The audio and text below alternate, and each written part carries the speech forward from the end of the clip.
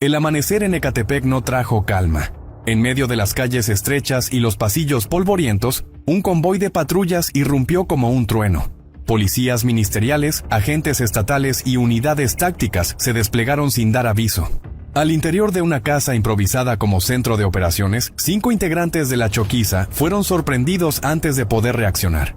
Las imágenes son contundentes: chalecos antibalas apilados en el piso, fajos de billetes que sumaban más de 200,000 pesos, armas cortas listas para usarse y pequeñas dosis de droga empaquetadas en bolsitas de plástico. No se trataba de un cateo cualquiera. Era un golpe directo al corazón de la célula criminal que durante meses se había dedicado a sembrar miedo en Ecatepec con extorsiones, cobro de piso y venta de droga al menudeo.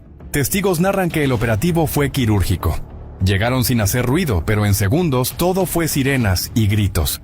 Los 5 hombres, sorprendidos entre efectivo, armas y teléfonos, apenas alcanzaron a intentar huir por la parte trasera del inmueble. La escena terminó en segundos, esposados, con la mirada cabizbaja, rodeados de cámaras y reflectores. Las autoridades subrayan que no se trata de sicarios menores. Cada uno cumplía un rol en la cadena de la organización. Desde halcones que vigilaban las calles hasta operadores encargados de recoger el dinero de comerciantes amenazados. Su captura, aseguran, corta una línea de flujo de recursos que mantenía viva a la banda, debilitada tras la caída de su líder principal, el Choco. Lo más simbólico es el contexto. Esta redada no fue un hecho aislado. Se enmarca en la presión creciente contra la Choquiza, un grupo que se hizo fuerte en Ecatepec y zonas aledañas y que ahora enfrenta una embestida que parece diseñada para ir cercando a todos sus niveles. Las palabras de un mando policial lo resumen con crudeza. Estos 5 son piezas de la maquinaria, y cuando las piezas caen, la máquina deja de funcionar. Pero la historia no termina aquí, porque cada captura abre preguntas. ¿Quién los sustituirá? ¿Qué represalias pueden venir? Y sobre todo, ¿qué tan cerca están las autoridades de desmantelar la organización completa? Mientras 5 de sus hombres caían esposados en Ecatepec, su líder, alias El Choco, enfrentaba otra batalla, la del proceso judicial. Tras su captura semanas atrás en un centro comercial, ahora fue vinculado a proceso por delincuencia organizada. Un paso que confirma que la fiscalía no lo dejará salir fácilmente. La audiencia se desarrolló bajo fuertes medidas de seguridad. Los fiscales presentaron pruebas que lo señalan como cabeza de la Choquiza, la célula que no solo operaba extorsiones, sino que también estaba involucrada en montachoques, secuestros express y narcomenudeo en puntos clave del Estado de México. El juez determinó que existían elementos suficientes para mantenerlo tras las rejas y dictó prisión preventiva oficiosa. El golpe es doble. Por un lado, los operadores de calle ya no están. Y por el otro, la figura central de mando se encuentra ahora aislada tras las paredes del penal de máxima seguridad del altiplano. Este traslado no fue casual. Responde a la peligrosidad del personaje y a los recursos con los que contaba para intentar corromper o intimidar a las autoridades locales. En palabras de un agente de la fiscalía, no se trata solo de un jefe criminal, se trata de alguien que supo construir redes con policías, con ministerios públicos, incluso con empresarios. Si se le dejaba libre, el mensaje era que todo sigue igual. El caso del Choco ya se perfila como uno de los expedientes más fuertes contra la delincuencia organizada en el Edomex. Y lo más importante, el proceso judicial contra él marca un punto de quiebre. La estructura de la Choquiza empieza a fragmentarse desde arriba y desde abajo, presionada al mismo tiempo. Pero los golpes más recientes no son todo lo que define a esta organización. Detrás del nombre del Choco y su círculo cercano, se escondía una maquinaria criminal mucho más amplia, con prácticas tan cotidianas como brutales.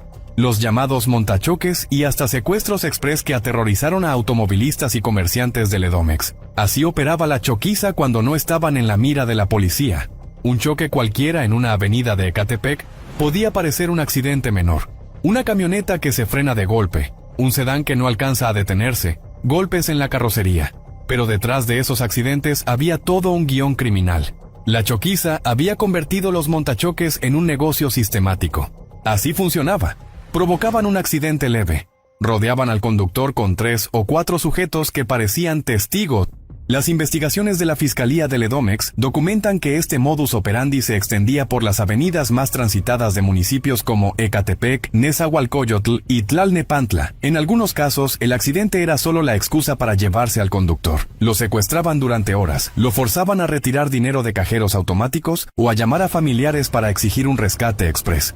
Las carpetas judiciales revelan que el Choco coordinaba estas operaciones desde la sombra, con hombres de confianza que seleccionaban los vehículos blanco y reclutaban jóvenes para participar como falsos accidentados. Incluso había evidencia de que contaban con contactos en aseguradoras y ministerios públicos, que retrasaban denuncias o minimizaban las pruebas para evitar que la red fuera desmantelada de inmediato. Las víctimas, en su mayoría comerciantes, profesionistas y familias que transitaban por el Valle de México, terminaron marcadas por el miedo. Algunos relatos hablan de mujeres e hijos retenidos durante horas en autos mientras los obligaban a transferir miles de pesos. La choquiza no solo lucraba con la droga o la extorsión a bares, había perfeccionado la violencia como un servicio integral de terror. Y mientras se multiplicaban los casos en los tribunales, el nombre del Choco aparecía una y otra vez en las declaraciones. No era un simple accidente de tránsito, era una red criminal bien aceitada que convirtió el caos vial en una fuente más de dinero y control territorial. Mientras el expediente del Choco y la choquiza engorda en los tribunales, un nombre inesperado comenzó a cruzarse en la narrativa.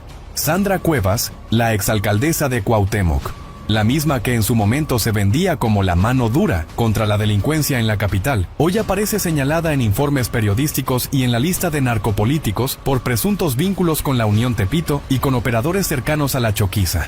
Las versiones no son menores. Investigaciones periodísticas documentan que Cuevas habría tenido relaciones sentimentales y de negocios con personajes ligados al narco capitalino, incluyendo a integrantes del Círculo del Choco. La sospecha crece cuando se cruzan datos financieros. Empresas de seguridad y de espectáculos que, según la Unidad de Inteligencia Financiera, UIF, presentan movimientos atípicos y contratos inflados. En paralelo, el contexto político alimenta la polémica. Cuevas pasó de ser una figura de alto perfil en la oposición a un hombre incómodo que ya circula en conversaciones de la SSPC y de la Fiscalía Capitalina.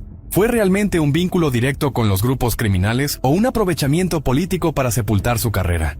Lo cierto es que el tema resuena en redes sociales. Mientras algunos ven en estos señalamientos un ajuste de cuentas político, otros sostienen que es la punta del iceberg de un entramado donde política y crimen organizado se entrelazan sin pudor. El nombre de Sandra Cuevas, que ya polarizaba a la opinión pública, ahora aparece manchado por uno de los casos criminales más mediáticos del Edomex. Y el mensaje implícito es contundente. La caída de la choquiza y el encierro del Choco no solo tocan a sicarios y operadores de calle, también salpican a la clase política que en algún momento se codeó con ellos o les abrió puertas en silencio. El rompecabezas criminal del Edomex hoy muestra piezas claves sobre la mesa. El Choco tras las rejas del altiplano. Su novia exhibida como infiltrada en la fiscalía.